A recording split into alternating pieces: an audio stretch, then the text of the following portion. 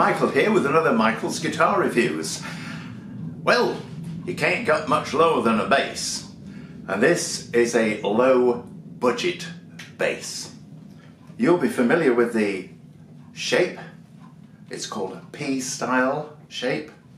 Very, very popular shape indeed. This is a budget guitar.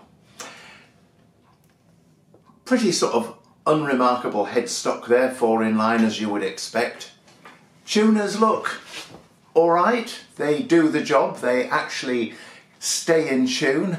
As to how robust they will be over time, no idea. It's a low budget bass guitar. Now the neck could well be maple. It's certainly nicely finished, very smooth, satinized finish. A low C profile there, so not too thick or not too fat. And the fingerboard appears to be, it's not rosewood, I think it's probably laurel or something similar. It has a plastic nut. It's a budget bass. Plastic nut. You wouldn't expect bone, would you really? The nut itself is cut well. Look at that. Those strings sit exactly as they should. Just slightly proud of the nut. Not too deep, not too shallow. They're cut well. The frets themselves are finished reasonably smoothly. No major problems there at all. Position dot markers, traditional, at the side and also on the front. As you'd expect, this has got a bolt-on neck with a 4-bolt plate on the back. And sculpture, look at that. Woo! Nicely finished in sunburst. It's a satin sunburst. I've seen worse finishes on much more expensive guitars than this.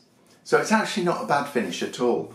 And surprisingly, it's got, I don't know if you can see that with the camera there, but it's got a three-piece laminated scratch plate, not the single piece cheaper version, which again is a bit of a surprise.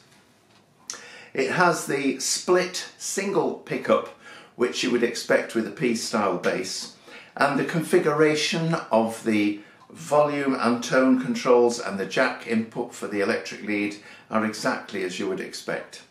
Volume here, tone here, and the bridge and bridge saddle, it's not a through the body stringing, which you would expect with a budget guitar. It's just straight through the back plate. And the hardware seems reasonably okay actually. Can't see anything major with that to complain about at all. It's even got a little string tree at the top there, which I'm quite surprised for a low price entry-level bass guitar. Now you're going to wonder what it sounds like, aren't you? Well, let's see. We'll start off with a bassy sound. So I've got the rotary control for tone all the way around anti-clockwise with a bit of volume on. So this is the bassier sound. Here we go.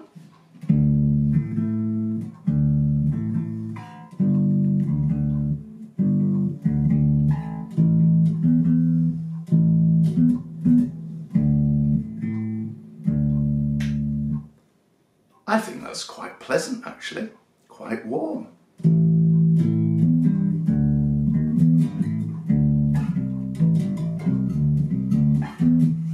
Sounds okay.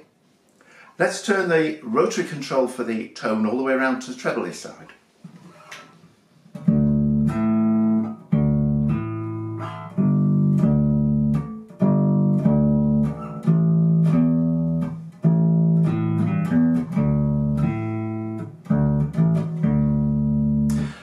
There is a degree of variety there. Those are the two extremes. So we've got the extreme bass, the extreme treble.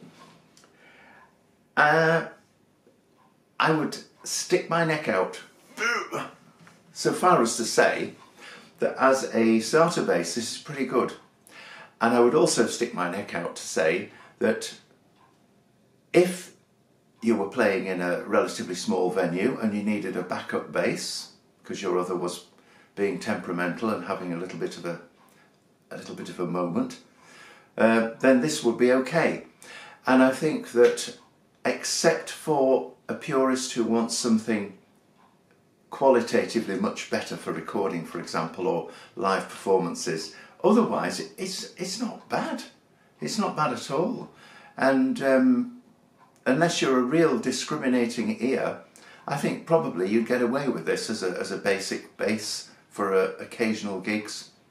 The thing that you do notice, the difference that you really do notice between this and a quality bass, is the feel overall. I mean, the action's a little bit high on this, that can be taken down, but there's something about the feel overall. I mean, this has got a very heavy solid wood body, which balances it quite well, but it doesn't feel like a quality guitar. It feels like an entry-level budget guitar, which is what it is. So at the end of the day, what's the verdict? It's okay. It's inexpensive, it's a good backup, or it's a good one for starting. It's not horrendously bad to play at all. As far as the variety of tone is concerned, it's passable for general use.